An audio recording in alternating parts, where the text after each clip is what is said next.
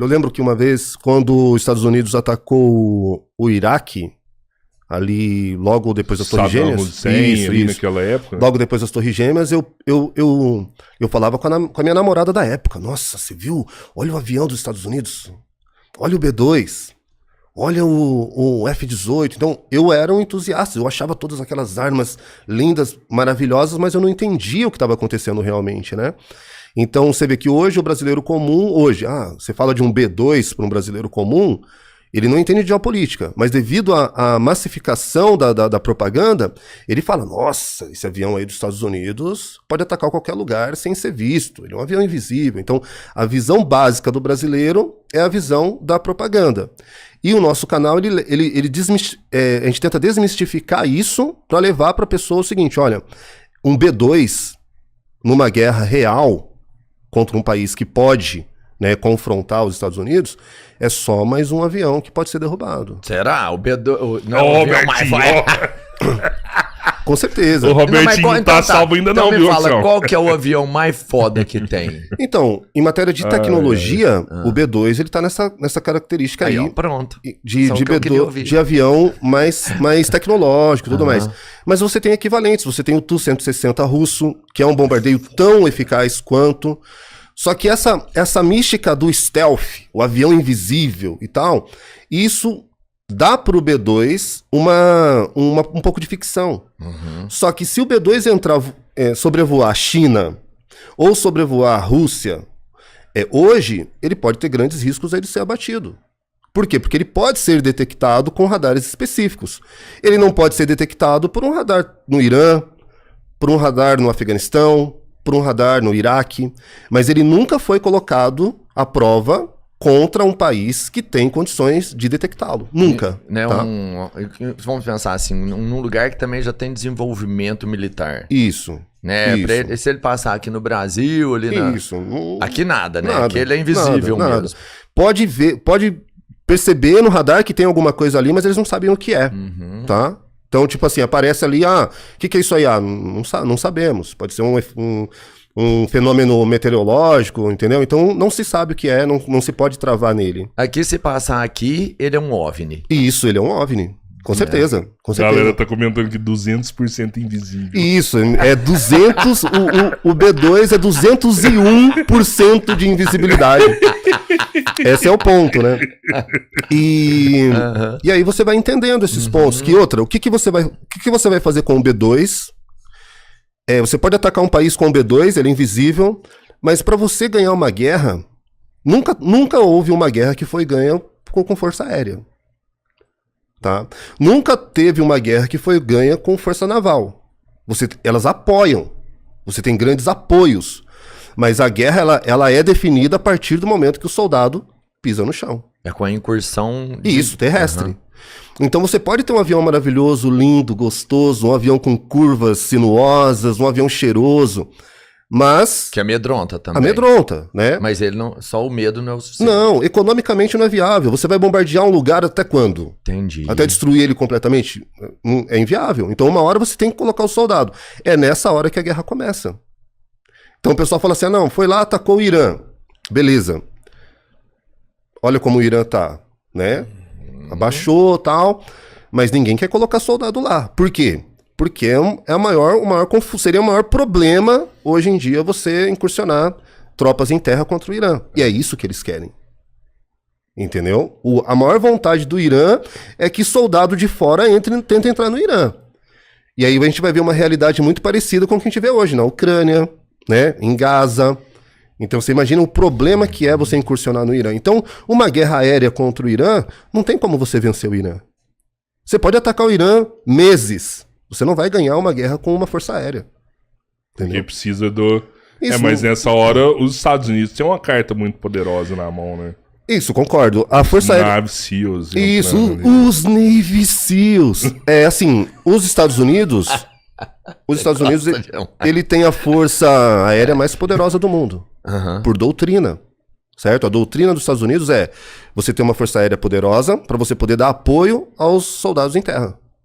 Certo? Então, por exemplo, o soldado americano, ele tá incursionando, encontrou um ponto de fortificado, ele não vai ali trocar tiro. Já ele recua, comunica. ó, quero um ataque, Tal ponto, supressão de fogo em tal lugar. Faz a supressão e depois eles continuam. Já os russos, qual que é a visão deles? É uma outra doutrina. Eles têm força aérea, mas eles valorizam mais a artilharia. Então o russo ele tá lá no campo, encontrou um ponto fortificado, artilharia, ó, tal ponto, tal ponto. Então é muito mais barato, né? Pensa bem, é mais barato o quê? Você usar artilharia, né? Ou usar uma força aérea para dar um apoio às forças em terra. É muito mais barato você usar uma artilharia. Então é uma doutrina de guerra totalmente diferente. A doutrina de guerra dos russos é uma guerra terrestre. Sim. Poderosos em guerra terrestre. A doutrina do exército americano, poderosos em guerra aérea, principalmente. Mas você já parou pra pensar, Anselmo, que você foi criado num contexto, né? Você, querendo ou não, por mais que você tenha esse conhecimento, cara, você foi muito manipulado pela indústria de cinema americano, né, cara? A gente cresceu dentro desse contexto. Sim. E hoje eu já paro pra pensar assim, eu acho que os Estados Unidos têm poder? Tem, mas eu acho que ele mais truca do que ele tem, Com certeza, entendeu? com certeza.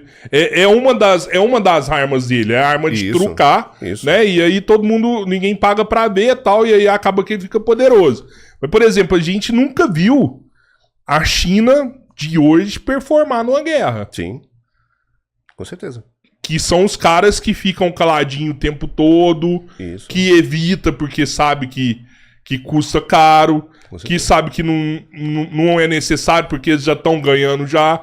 Pra que eu vou arriscar? Pra que eu vou gastar grana agora? Eu já tô ganhando, já tô na liderança. Mas se em algum momento a pressão for colocada, aí a gente pode ver um jogo que a gente vai desacreditar. Com certeza. Porque a gente foi criado em outro contexto, né? Isso mesmo. O Robertinho, por exemplo, falando, a gente trocando essa ideia, o Robertinho olha meio assim, né? Nem acredita no que eu tô falando. Né? Pô, e o Rambo, e o Robocop, e o É Chuck fácil Norris, até né? jogar um cara muito bem treinado lá dentro, igual o John.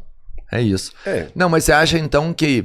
Porque quando a gente fala de grandes conflitos, né? Os Estados Unidos sempre teve...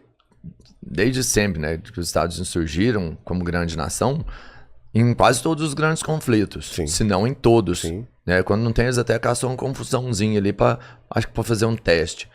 E a China tem um histórico de... Vamos pensar de conflitos negativos. Ela não é um país que se deu bem nos grandes conflitos. Você acha que hoje seria um cenário diferente para a China em um conflito? Então... Mudaria o histórico dela? Com certeza. Eu vejo assim, que se você olhar qual que é o propósito dos Estados Unidos e você olhar qual que é o propósito do chinês, o chinês ele não está montando um exército, uma frota naval para vir até os Estados Unidos fazer guerra. Entendeu? Não é a intenção deles. Se você olhar toda a preparação que eles fizeram a frota naval, principalmente deles, tá no Mar do Sul da China.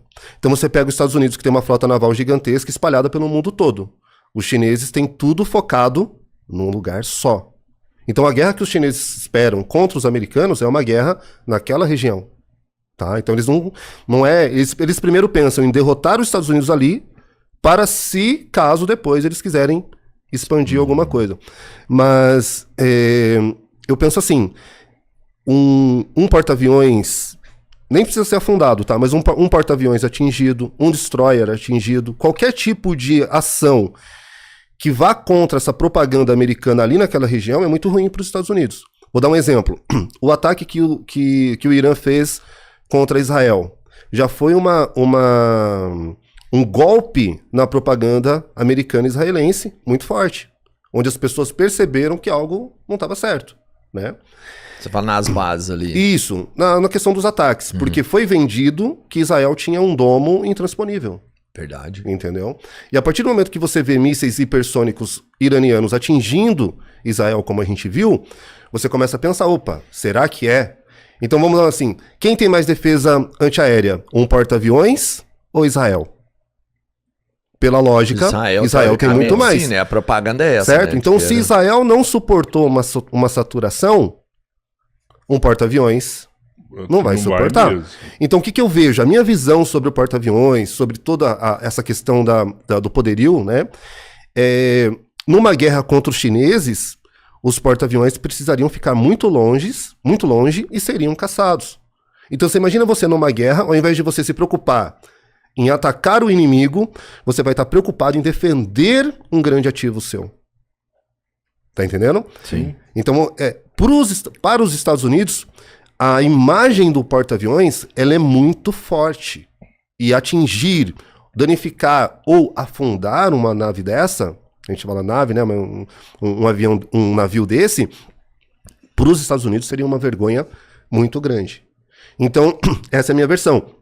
Os chineses, o plano deles é uma guerra contra os americanos no Mar do Sul da China. É desmoralizar eles ali. Em matéria de logística, tudo tá ali. Os Estados Unidos têm que ir até lá. Ah, mas tem base perto, entendeu? Mas os chineses, pela quantidade e pela vantagem da região, têm condições de expulsar os Estados Unidos ali.